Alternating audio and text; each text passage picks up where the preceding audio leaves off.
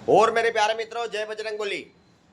ये वीडियो शादीशुदा इंसानों के लिए है और 5 मिनट के लिए देख लेना, मजा आएगी। शादी होने के बाद में चार चीजें, चार ताने तुम्हारी औरत मारेगी तुम्हारे को, अलग अलग स्टेप से। उसको ध्यान रखना। शादी के 2 साल के बाद तुम्हारी मिसिस तुमको बोलेगी कि ये तो मैं हूं इसीलिए टिक गई, दूसरी होती तो कब से चले जाती। तो वो टाइम पे आपको गुस्सा नहीं होने का है।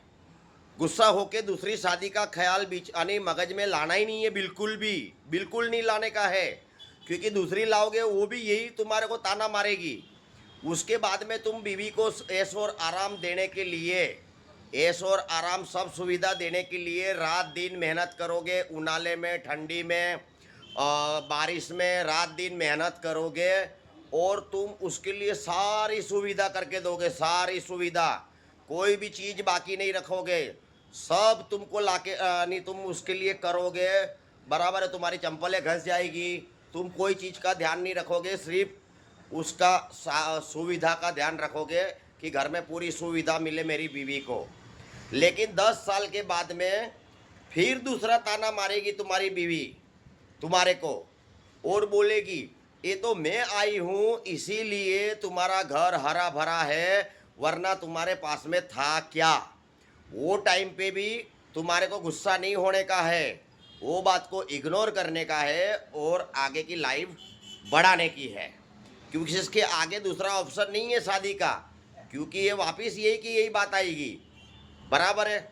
फिर तुम ऐसी ज़िंदगी चलाते जाओ, चलाते जाओ, चलाते जाओ, बाल बच्चे होएंगे, सब होएगा, सब हो जाएगा।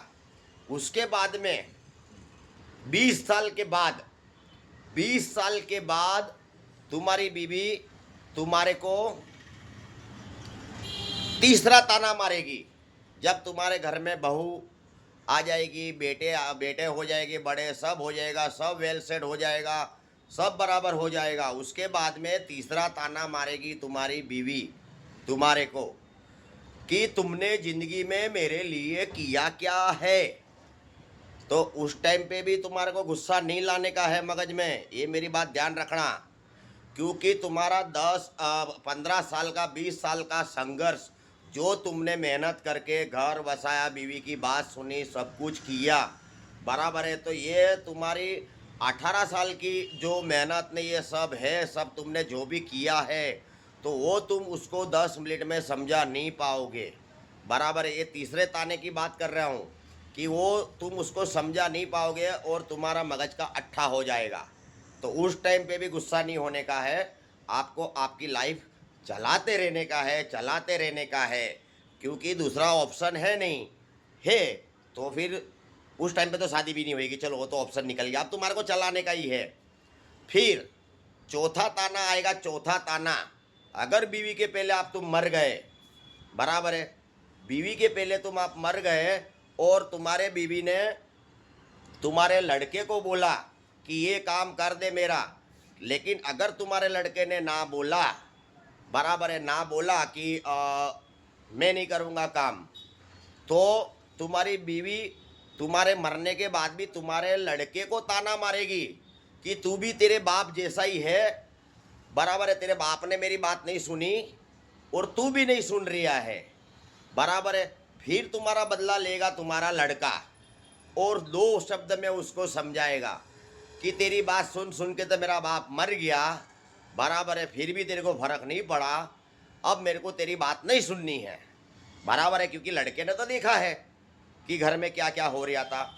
ऐसा यानी ये दोनों के लिए है, बीवी के लिए, आदमी के लिए। लेकिन आदमी ताने नहीं मारता है, बीवी मारती है।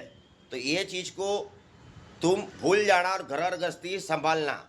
क्योंकि तुमको किसी ने नहीं बोला था कि तुम शादी करो और बोलते ने भवंडर घर में लाओ, जिसको बावाजोड़ा बोलते हैं, तूफान बोलते हैं। क्योंकि इस तूफान के लिए ही तुम 500 आदमी को नाचते गाजते गए थे, ढोल बजाते बजाते कि चलो मेरी शादी है, और तुम ही गए थे वहाँ पे उसको लेने के लिए।